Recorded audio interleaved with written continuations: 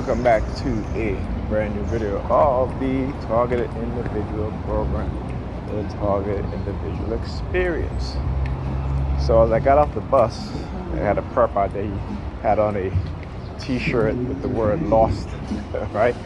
And there was a accessorized vehicle that was driving down this, going in this direction. And he looks at the accessorized vehicle.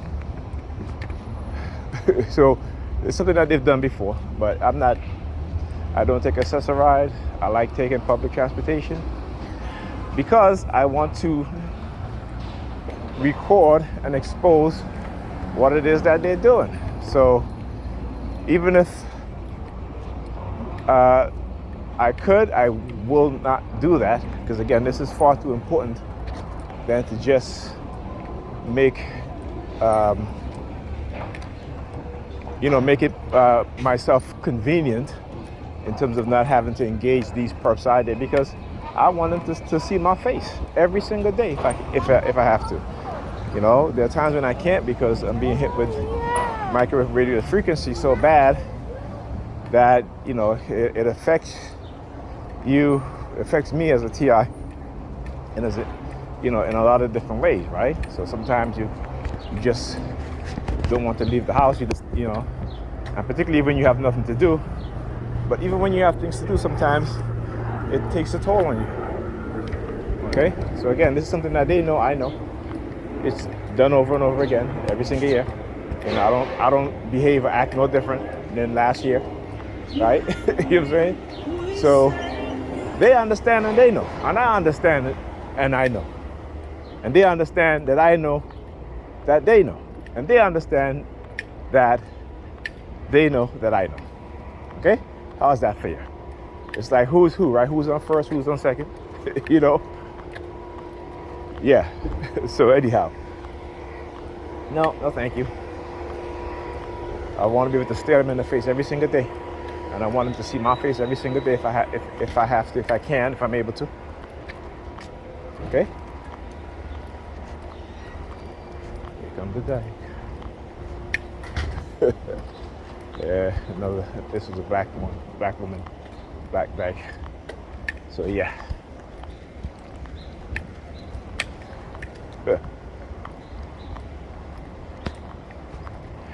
Yeah, funny.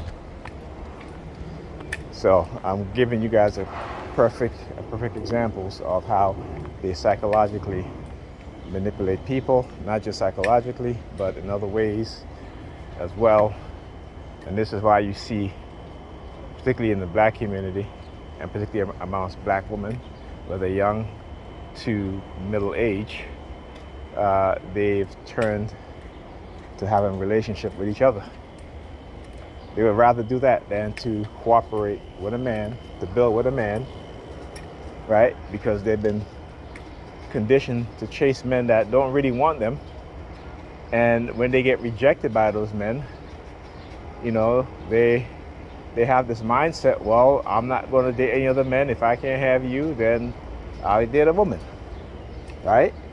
Or they've been abused physically, verbally, sexually as they were younger, and they don't get the right treatment, proper help to put things in perspective for them. So when they grow up, they don't have good relationship with men because they have issues that still need to be resolved. Same as men, young boys who are sexually assaulted, who are physically assaulted, verbally abused when they're younger.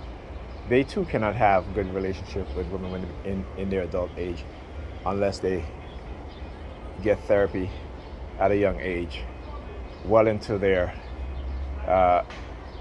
mid-20s, I would say, right? To have the proper perspective, to have someone put things in proper perspective for them, so that they can make a decision that's going to be better in their interest, right? And so, but this is the state of the black community, and it's perpetrated on us by those in this racist society, by the white racists who've developed psychological methods, psychological warfare, engage in psychological warfare, chemical warfare, directed energy warfare, right? Mind control, methods, the tactics, covert drugging and using those within our very own community to engage in such behavior against us, just because they want to have a fancier car, they want to move into the white suburbs, right? They're willing to throw their brothers and sisters under the bus. All right, but like I said, I can't be that person. Never have been, never will be.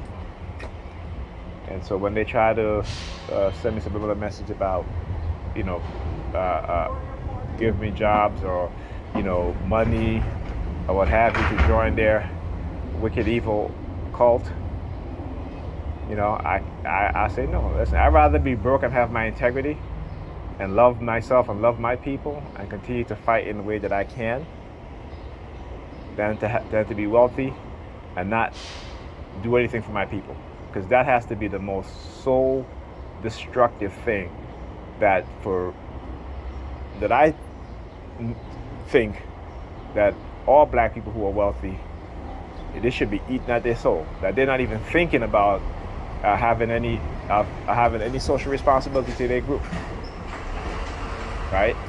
Not building infrastructures, not creating jobs, industries, because the notion that doing those things help their people is something that has been negatively conditioned in their mind. To think that doing it is negative, when the positive and the truth is that you will become even more wealthier, right? You will become, how come every other group does it?